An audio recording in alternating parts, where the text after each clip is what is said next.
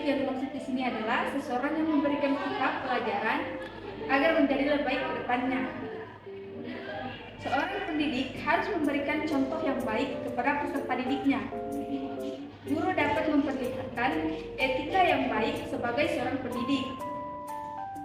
Etika yang dimaksud adalah bagaimana seorang guru berperilaku dan bertindak ketika di dalam kelas.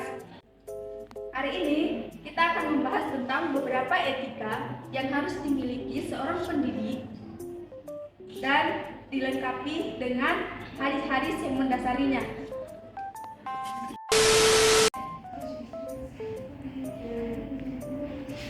Ini yang jilbab merah. Cerita terus. Yang jilbab bawaku. Kau jawab ini nomor 2. Kau jawab. Tentang cerita terus. Enam. Rabi sana. Jangan lihat itu angkanya. 3 tambah 2 berapa? Nah, ibu kamu dari tadi cerita terus. Kamu juga cerita terus. Tidak perhatikan ibu di depan. Memang mau tahu kalau kalian main-main terus di belakang. Jilbab bawamu coba. 3. Dari perilaku yang dilakukan oleh seorang pendidik tadi merupakan salah satu perilaku yang kurang baik, yaitu memiliki sifat kasar. Sebagai seorang pendidik, kita seharusnya memiliki sifat lemah lembut dan kasih sayang.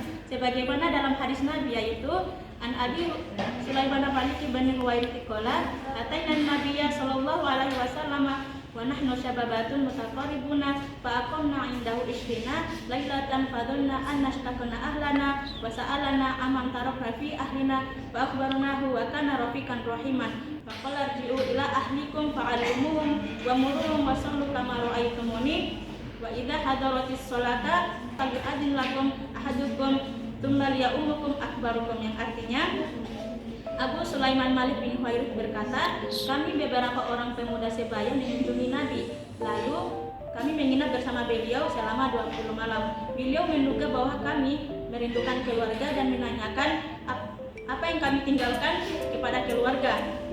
Beliau adalah seorang yang halus perasaannya dan penyayang.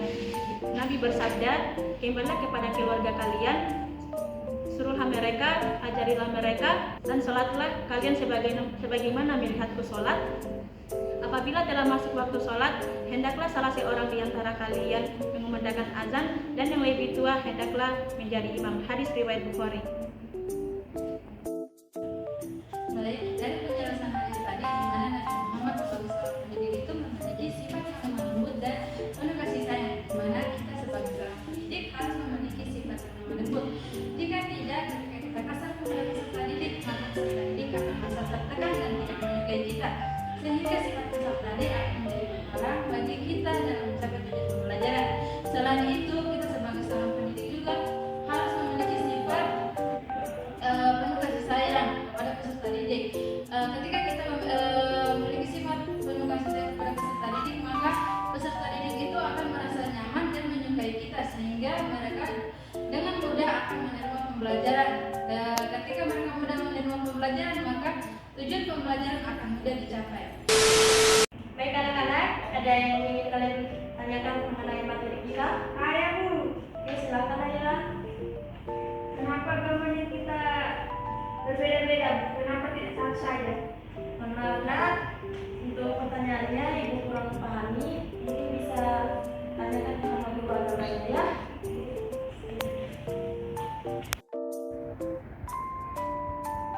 Nah, dari video yang sudah kita lihat, terlihat bahwa salah satu etika pendidik yang berdasarkan dari hadis yang bunyinya Ibnu Abbas radhiyallahu anhu maqala su'ila Rasulullah sallallahu alaihi wasallam an auladil musyrikin faqalallahu id khalaqahum a'lamu bima kanu amilin, yang artinya dari Ibnu Abbas radhiyallahu anhu berkata, ketika Rasulullah sallallahu alaihi wasallam ditanya mengenai nasib anak-anak orang musyrik, lalu beliau menjawab, sesungguhnya Allah mengetahui apa yang akan mereka kerjakan ketika mereka diciptakan. Dari hadis tersebut dapat kita ambil pelajaran bahwasanya Nabi Muhammad sekalipun yang notabene merupakan seorang rasul, ketika beliau ditanya mengenai satu perkara yang beliau tidak mengetahui secara pasti jawaban dari pertanyaan itu, maka beliau tidak segan-segan untuk mengembalikan jawaban dari pertanyaan itu atas nama Allah. Nah, Sebagaimana juga seorang pendidik ketika ia ditanya mengenai sesuatu yang ia tidak mengetahui secara pasti jawaban dari pertanyaan itu, maka pendidik tersebut boleh untuk tidak menjawab daripada pendidik itu menjawab tetapi memberikan jawaban yang tidak pasti atau bahkan jawaban yang salah atas pertanyaan tersebut.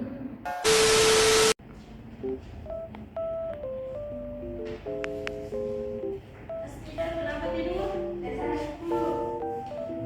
Kenapa tidak pulang saja? Jangan datang ke rumah sakit. Pulang saja lah, boleh nih. Pulang. Iya bu. Boleh dikasih tahu. Baik, sesuai dengan video yang kita lihat tadi, bahwa yang ketiga, etika seorang pendidik itu adalah harus memperhatikan keadaan peserta didik. Pendidik harus memperhatikan keadaan peserta didik agar pembelajaran secara efektif bisa terlaksana dengan baik. Yang perlu diperhatikan seorang pendidik dalam memberikan pembelajaran yaitu memperhatikan bahwa peserta didik itu siap untuk belajar, siap secara jasmani, rohani, minat dan keadaan siswa tersebut. Dalam hal ini dijelaskan dari hadis yang berbunyi An Ibnu Mas'ud qala kana Nabi sallallahu alaihi wasallam yatakhawwaluna bil mau'idati bil ayyami karahatan samiti alaina. Diriwayatkan dari Ibnu Mas'ud radhiyallahu anhu, ia menceritakan bahwa Rasulullah dalam memberikan pembelajaran pada sahabatnya selalu menyebutnya hari-hari belajar kami agar menghindari rasa kebosanan kami. Dari hadis ini kita bisa melihat bahwa dalam Rasulullah memberikan pembelajaran kepada para sahabatnya, ia selalu memperhatikan keadaan para sahabatnya.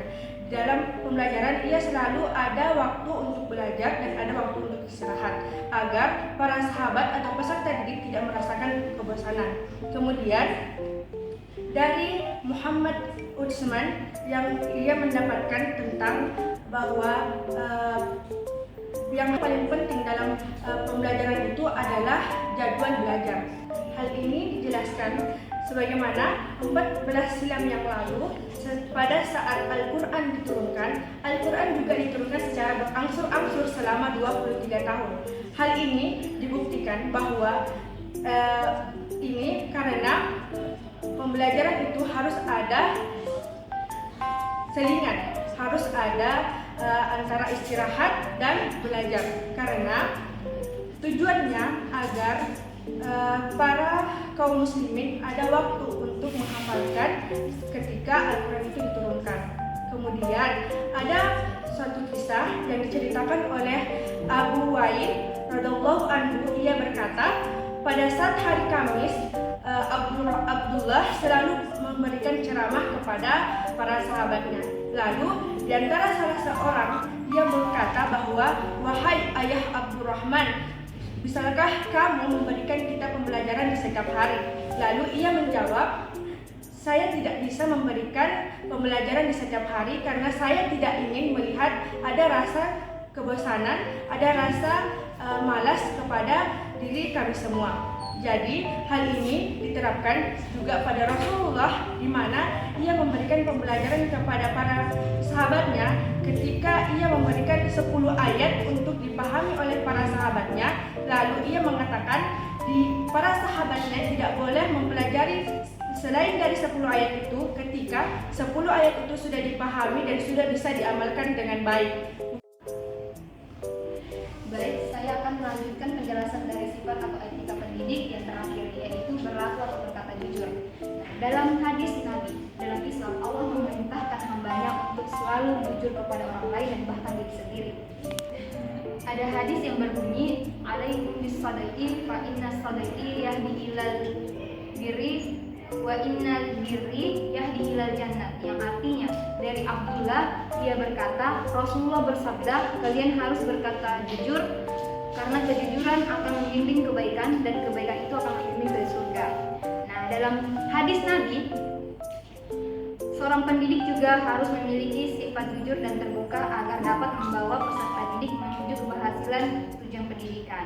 Nah, dalam Islam juga ada penekanan yang kuat terhadap berlaku jujur dalam pendidikan, dan seorang pendidik juga harus penting untuk mengajarkan sifat jujur kepada peserta didiknya atau anak didiknya. Bagaimana hadis Nabi yang berbunyi, An Umar bin Al-Khattab, qala fa'akhbirni ani sa'ati, qala man sa'ulu anha bi'a'lama minas sa'ili. Yang artinya dari Umar bin Al-Khattab meriwayatkan, Jibril berkata lagi, beritahukan kepada aku tentang hari kiamat. Rasulullah menjawab, tentang masalah ini saya tidak lebih tahu dari engkau. Hadis riwayat Al-Bukhari dan Muslim. Nah, dari hadis di atas tersebut menjelaskan bahwa ketika Nabi ditanya oleh malaikat Jibril, saya tidak lebih tahu dari engkau, itu artinya Rasulullah tidak mentang-mentang dia Rasulullah bisa menjawab pertanyaan dari yang diberikan kepadanya. Dia menjawab tidak segan-segan, dia bilang tidak tahu terhadap pertanyaan yang diberikan kepadanya. Nah, itulah sifat yang harus dimiliki seorang pendidikan. Untuk contoh penerapannya bisa dilihat pada video berikut. Baik, kali ini mau membagikan hasil ulangan kalian ya anak-anak.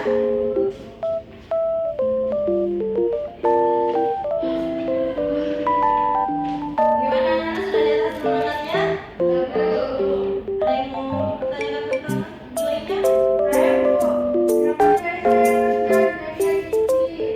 Ya, jadi begini, kenapa ibu kasih kamu nilai rendah? Karena barang itu sempat lihat kamu nyontek dan teman kamu juga sempat juga lihat kamu nyontek sama teman kamu.